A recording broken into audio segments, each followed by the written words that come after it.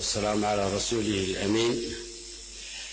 And the most compassionate, Your Excellencies, ladies and gentlemen, Your Excellency Sheikh Mansour bin Musallam, President of the ERF, ladies and gentlemen, may the peace of God, His mercy and blessings be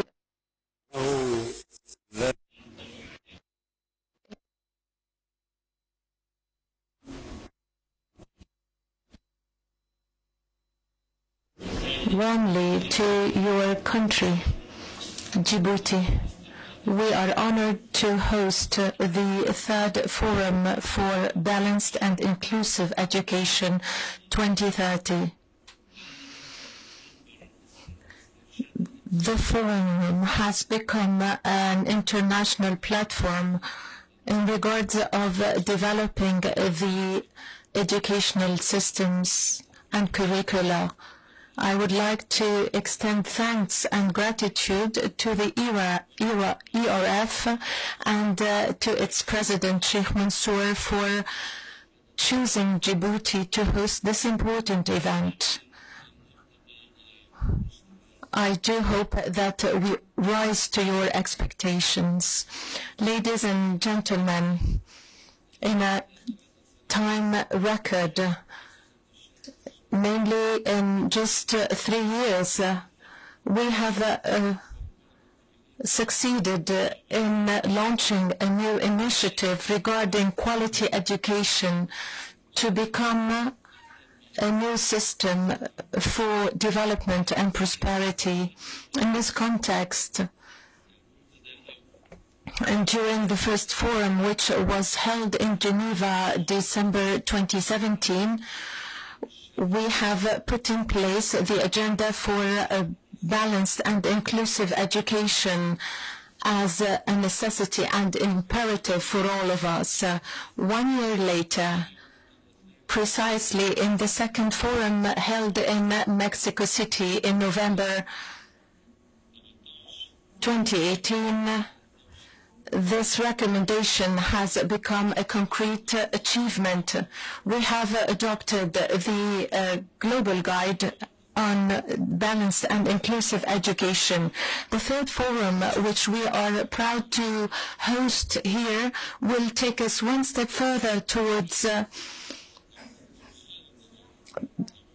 the future, and the success can be attributed to the ERF and its president, Sheikh Mansour. On your behalf, I extend my thanks and gratitude to them, and I congratulate them for this new approach to education. Ladies and gentlemen,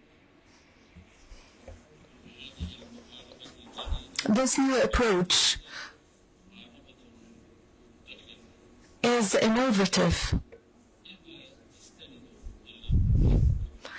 and it is not based on a traditional vision, reducing education and learning in just old formulas and stereotypes. The balanced and inclusive education is by all means not contrary to the goals we all aspire to reach in the area of education. On the contrary, it is based on the international principles and values. This balanced and inclusive education would lead to accelerate to the implementation of the UNESCO Declaration of 2002 on the cultural diversity and the SDGs of the United Nations. Particularly,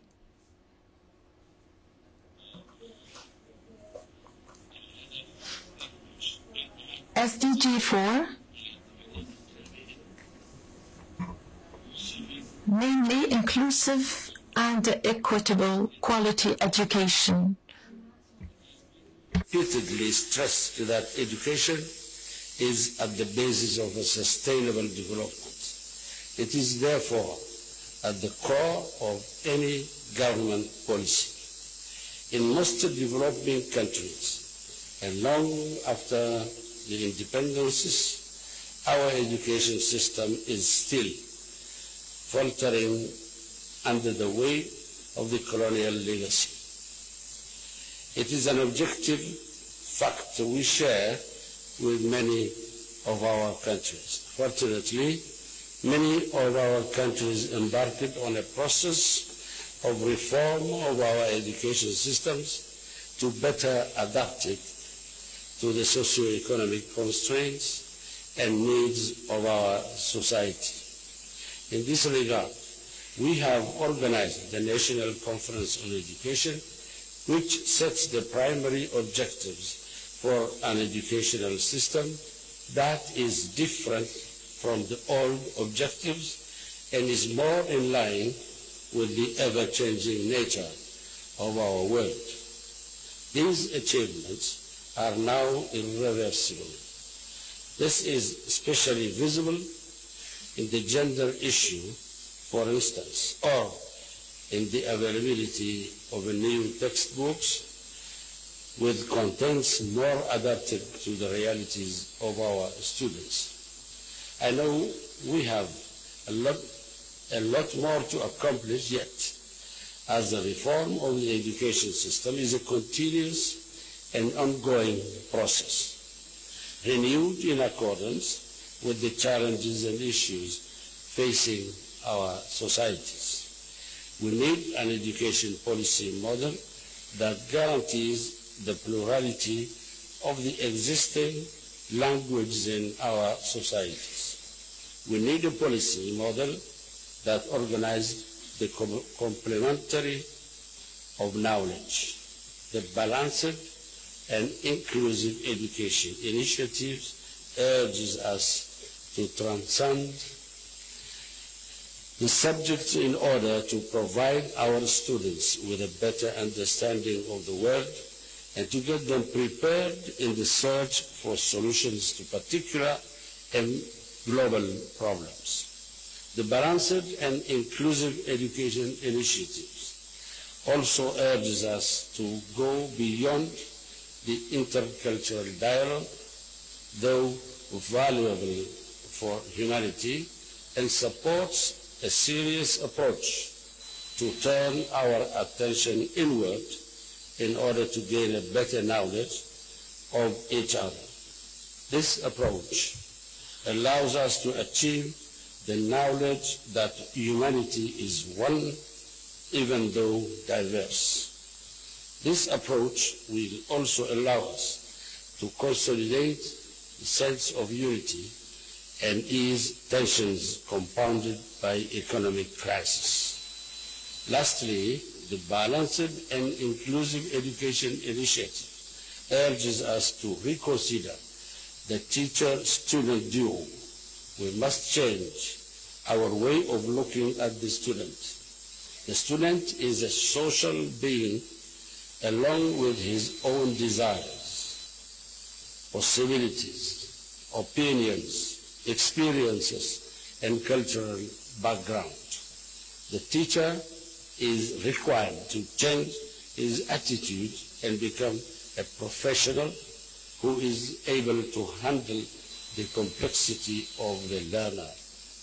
Indeed, in a constantly changing world characterized by the fourth revolution, the digital one, our system must prepare the future generations to meet the challenges ahead while upholding our social values.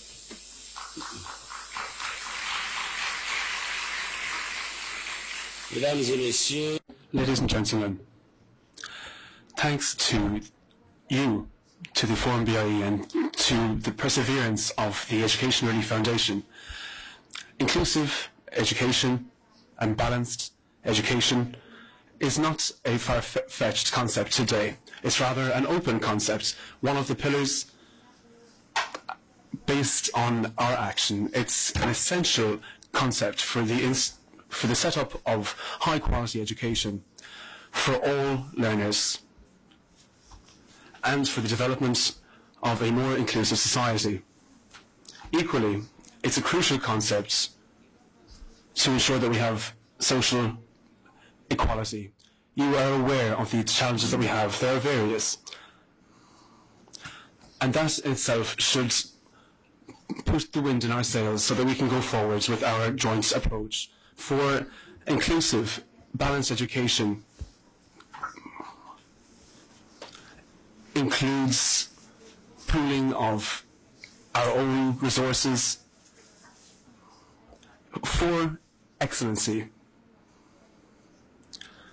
I hope that these three pillars of action will allow for us to have more appropriation of the concept that we're dealing with here, and to ensure that it actually is indeed carried out. As far as I'm concerned, I am very much in favour of setting up a consultation platform to have proper exchanges among countries so that inclusive education will take place via good practices of all of us. I thank you for your attention, and I wish you all success in your work. Thank you very much.